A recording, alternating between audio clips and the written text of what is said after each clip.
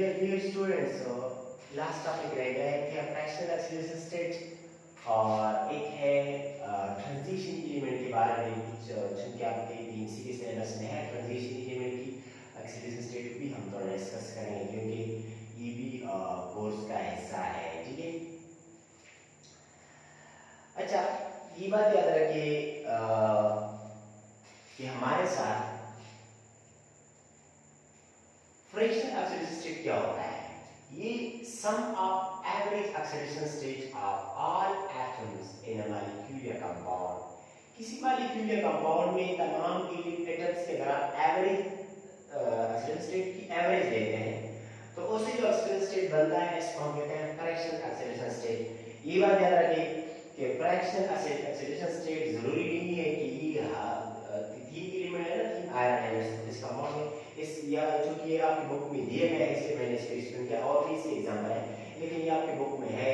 इसको हम मैग्नेटाइट कहते हैं, ये आयरन का और है, सेकंड ईयर में है। अच्छा, इसका स्ट्रक्चर कुछ इस तरह है। ठीक है, अच्छा अब अगर आपसे पूछे कि what is the acceleration state of each iron atom in magnetite, तो आप ईच एटम जो है वो स्ट्रक्चर से फाइंड कर सकते हैं। तो ये क्या है +3 +2। अच्छा, अब अगर आप आयरन को चेक करना चाहते हैं, ये आएगा -8 +8, तो तीन आयरन का आपके पास आता है +8, एक आयरन का आ जाएगा 8/3। अच्छा, अब ये 8/3 जो है ये एक आयरन का नहीं है, ये तीनों आयरन की कॉम्बिनेशन का है। तीनों सॉरी ये एक आयरन का क्या है 8/3 है। अच्छा, अब ये जो है ये किस तरह आया है, बात ये इस तरह आया है। अगर आपसे ईच आयरन का पूछे कि what is the acceleration state of each iron, तो आप इसका एवरेज निकालेंगे। मतलब कि जो एवरेज से आया है वो जो इसका एवरेज है वो इसका ईच एक्सीलरेशन स्टेट आयरन का होगा। अब देखिए ये तीन आयरन है, इसमें दो का एक्सीलरेशन स्टेट आपके पास 3 होगा और एक का जो है 2 होगा। तो आप इसको इस तरह निकालेंगे 3 2 इसके एक का 2 है, दो का 3 है, तो 3 + 3 + 2 डिवाइड बाय जो जितने भी एटम्स हो उसको डिवाइड करें और उसका आपके पास क्या होगा अच्छा, इस तरह भी इसमें पॉसिबल है कि अगर फॉर एग्जांपल एक कंपाउंड है उसमें 4 है तो 4 जो है इसमें ये भी हो सकता है कि एक का 0 हो। लेट्स सपोज किसी का फ्रैक्शनल एक्सीलरेशन स्टेट आपके पास जो है वो आता है 10/5 आता है।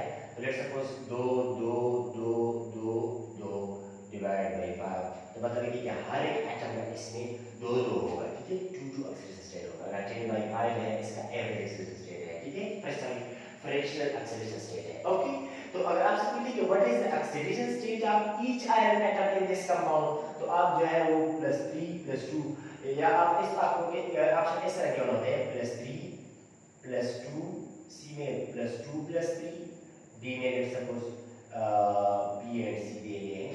तो what is the acceleration state of iron, तो आप इसको टिक करेंगे। ठीक है, इसको अगर आपसे पूछ जाए कि what is the acceleration state of iron one iron in this compound, तो आप 8/3 लगाओगे। ठीक है, एक आयरन का आपके पास 8/3 आ रहा है।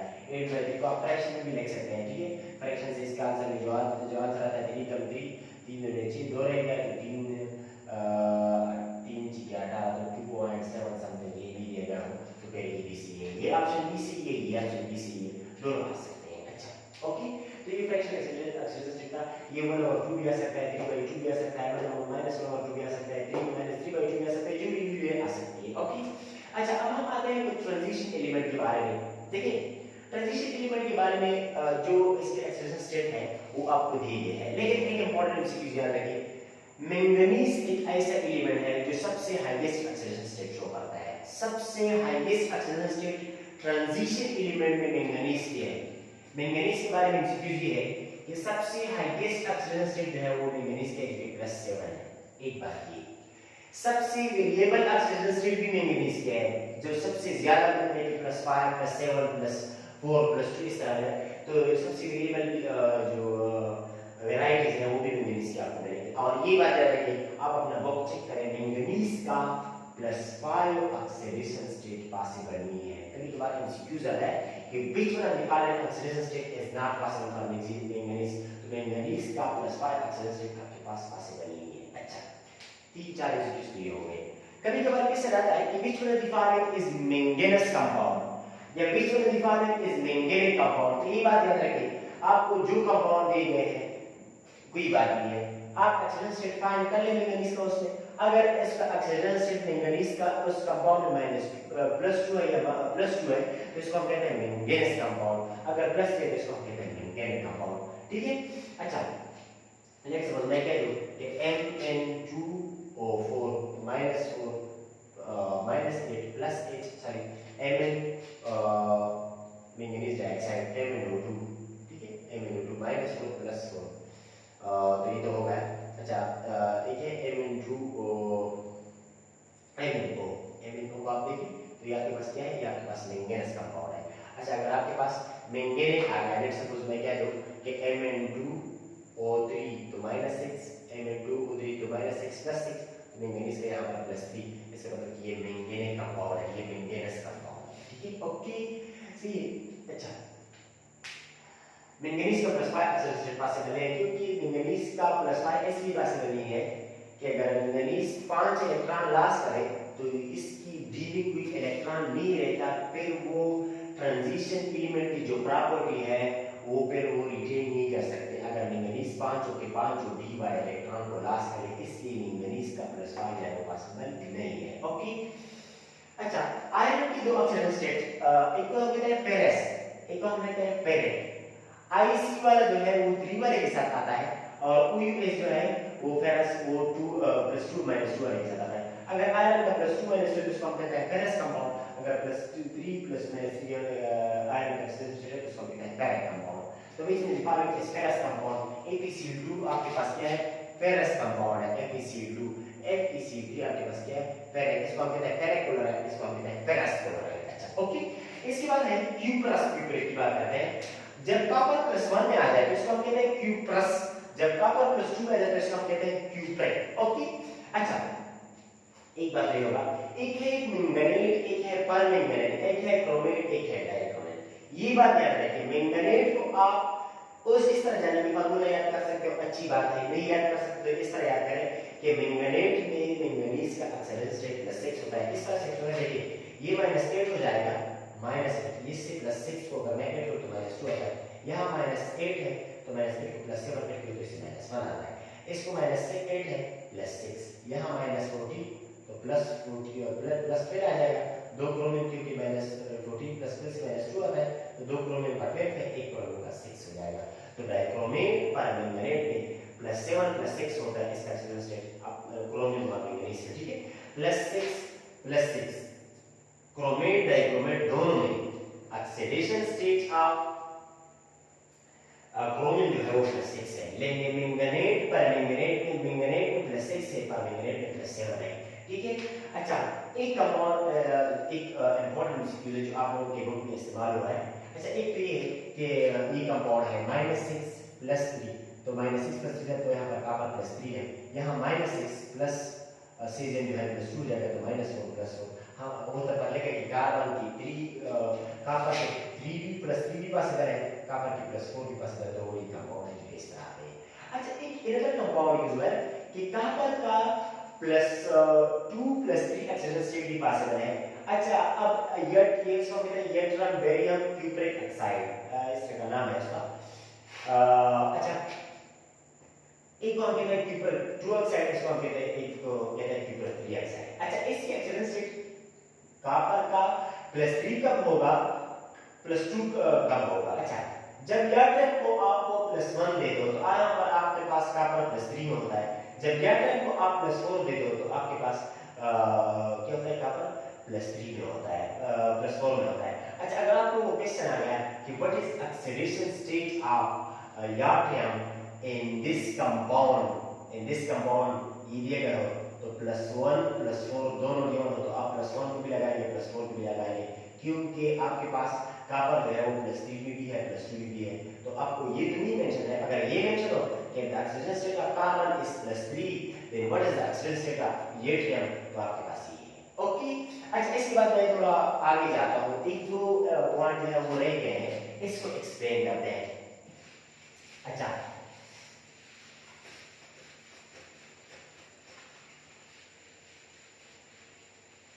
अगर आपको क्वेश्चन आ गया कि what is the oxidation state of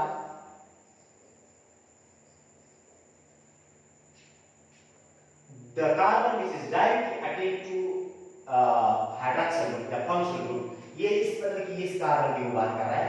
अगर वो इस कार्बन की बात कर रहा है तो देखिए ये -1 हो जाएगा, ये +1 हो जाएगा, तो यहाँ पर C2+1 हो गया, C2+1 हो गया, तो यहाँ पर आपके पास आ जाएगा, देखिए C+2 = +1, तो C = -2+1, तो C = -1।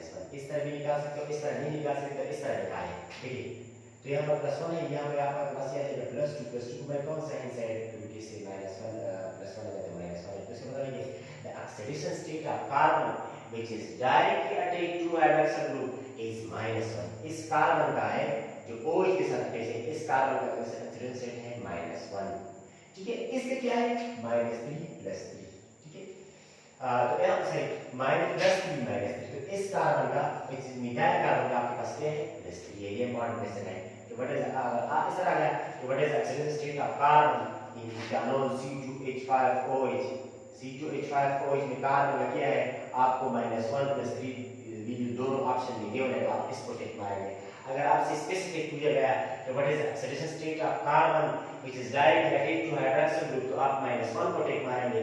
अगर आपको इस तरह का what is oxidation state of carbon which is attached with indirectly attached to hydroxyl group means methyl group का जो कार्बन है तो आपके पास वो -3 होगा। ओके, ये क्वेश्चन होगा। इसके बाद हम आते हैं एक क्वेश्चन और इम्पोर्टेंट क्वेश्चन रह गया है, कभी कभार कार्बोनिल वगैरह के बारे में क्वेश्चन आते हैं कि अगर आपके पास क्या हो जाए, हम पहले क्या करते हैं, मैं इस तरह करता हूँ, मीथेन को मैं पहले ऑक्सीडाइज करता हूँ, इसकी मैं ऑक्सीडेशन करता हूँ, मेरे साथ इसके साथ आता है अल्कोहल।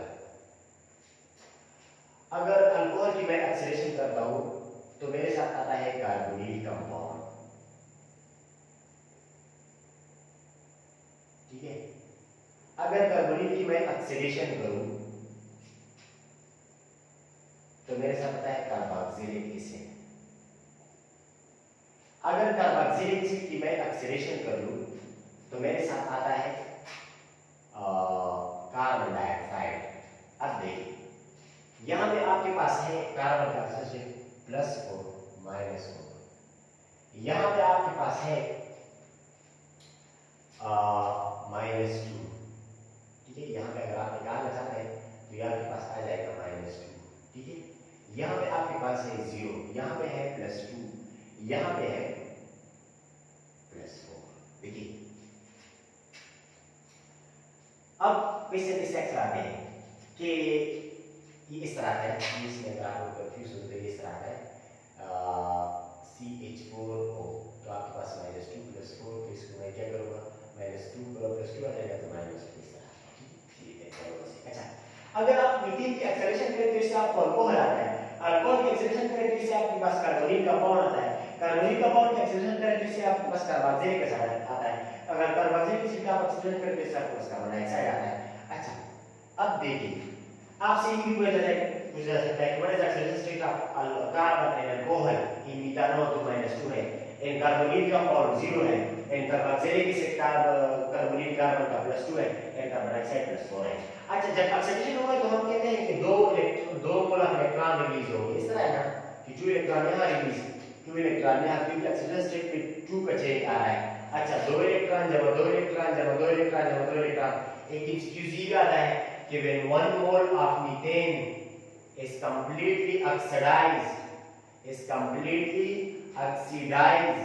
तो इससे आपके पास how much electricity is produced, तो 8 mole of electron is released, 8 mole of electricity is produced। मतलब आपके पास 1 mole methane क्या हो जाए ऑक्सीडाइज हो जाए। तो ये बड़ा टेक्निकल क्वेश्चन है, इंपॉर्टेंट भी है। ऑक्सीडेशन स्टेट आपसे पूछा जा सकता है कार्बोनिल कंपाउंड में oxidation state of carbonyl compound में ऑक्सीडेशन स्टेट ऑफ कार्बन आपके पास 0 है, कार्बोक्सिलिक एसिड में क्या है आपके पास है +2, और कार्बन डाइऑक्साइड में क्या है आपके पास है +4, और मीथेन में क्या है आपके पास है -4। ओके, ये था क्वेश्चन। अच्छा, अल्कोहल में क्या है तो इस कार्बन का -2 है। ओके, अच्छा, तो ये ऑक्सीडेशन स्टेट के बारे में तमाम बात थी। इंशाल्लाह कोई ऐसा पॉइंट नहीं होगा। तो यहाँ तक एक्सेशन स्टेट था जो मैंने आपको एक्सप्लेन किया। फिर भी इंशाल्लाह कोई पॉइंट रह गया हो तो इंशाल्लाह मैं इसको अगले लेक्चर में थोड़ा पहले आपको एक्सप्लेन करूँगा। अगर कोई पॉइंट रह गया इंशाल्लाह आप चारों वीडियो देखिए कि 4-5 वीडियो मैंने इसमें देखिए बनाए, तो इंशाल्लाह आप इसको देखिए सारे को। आपको कोई कंफ्यूजन हो, आपको